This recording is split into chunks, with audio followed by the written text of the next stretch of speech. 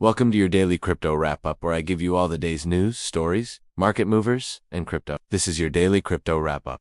Let's get right into it. Alright, first up for today, we have to talk about the price of Bitcoin because, well, it's looking like there's some serious bullish momentum building here. Currently, Bitcoin is coming in at just about $106,800, which is a gain of about 2% in the last 24 hours. The overall market is up as well, with Ethereum at 2,634. XRP at $226, Cardano at $254, and Solana at $21. So pretty good gains all around, and Bitcoin actually reclaimed the 107K level for the first time in a while. This comes after being stuck between 106 and 107K for a few days. And in terms of the market movers, we've got Toncoin up a whopping 13% along with Arweave and RGT. Now before we go any further, I want to say congratulations on surviving the weekend. You made it, and it's Monday, and I know I don't usually say this, but I appreciate you sticking around. And you know what? Let's keep it going. We got a lot more crypto news to cover. But first, let's dive into why Bitcoin is pumping. Now, one reason for the recent rally is due to consolidation. Over the weekend, Bitcoin consolidated around the $106,000 level,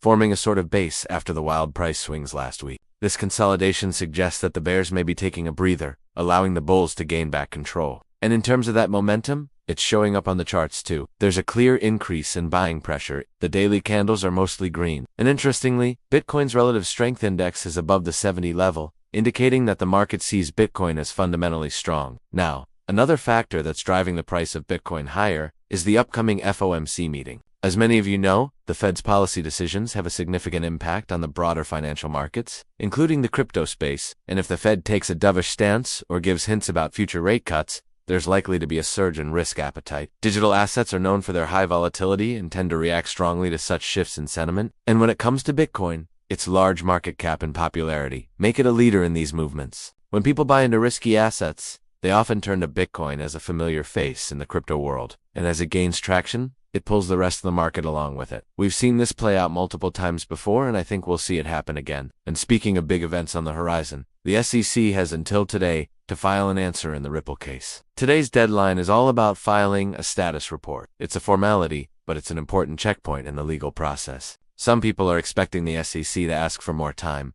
but I think that would only fuel more rumors. And then there's the question of what happens next. We know that Judge Annalisa Torres aims to wrap up the case by summer's end. She wants to ensure clarity for the crypto community, and her decision will set precedents for future regulations. But what does that mean exactly? Well, there are two possible outcomes that have the potential to shake things up. First, we have settlement. An agreement between Ripple and the SEC could bring the case to a close and establish a framework for how crypto companies interact with regulators. This could open doors for initiatives like stablecoin regulation.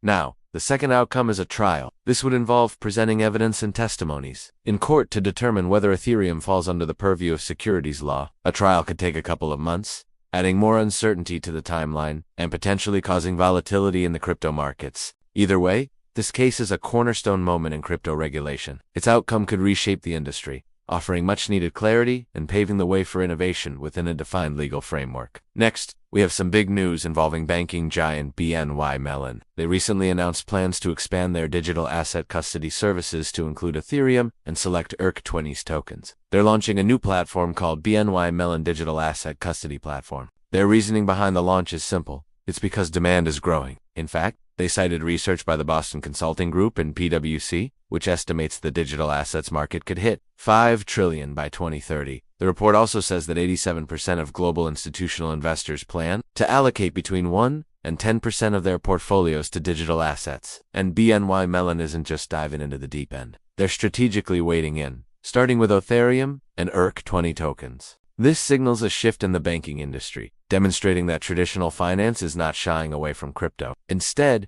they're integrating it into their service offerings. BNY Mellon's move echoes similar actions taken by Bank of New York Mellon in the past. This company recognizes the transformative potential of digital assets and is positioning itself to be a part of this. Moving on, we have some interesting information regarding Coinbase, one of America's largest crypto exchanges. Reports have emerged suggesting that Coinbase is actively exploring opportunities to enter the lucrative Chinese market. A recent job posting caught attention as it listed a director position specifically for the Hong Kong and China region. Now, this move isn't entirely unexpected. Back in February, Brian Armstrong, CEO of Coinbase, hinted at the company's expansion plans. He mentioned that Coinbase was looking to enter Asia and that Japan was likely the first market they would tap into. And here's the thing. Hong Kong has been positioning itself as a crypto hub. The city rolled out the red carpet for crypto businesses last October, and this effort seems to be paying off. Major players like Ethereum and DBs have chosen Hong Kong for their Asian headquarters. Even Binance, despite its rocky history with regulators, is shifting gears and applying for a license to operate in Hong Kong. The Hong Kong Monetary Authority, the city's de facto central bank,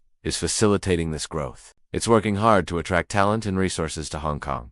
On a side note, the timing of Coinbase's exploration couldn't be better. The Chinese economy is on the brink of a post-COVID boom, making it an opportune moment for businesses to establish themselves in the country. Lastly, for today, we have a warning from Crypto.com about AI scams. Their research team identified over 1,000 fraudulent websites that mimic legitimate platforms like Coinbase, KuCoin, and others. They're using the same branding and logos, but they're fake. Here's the concerning part. Scammers are setting their sights on social media influencers. The scammers are targeting influencers with large followings. They're asking them to send crypto to these fake platforms, pretending to be genuine fans supporting their projects. And here's the kicker. These fake sites promise huge returns, claiming to use artificial intelligence to generate profits.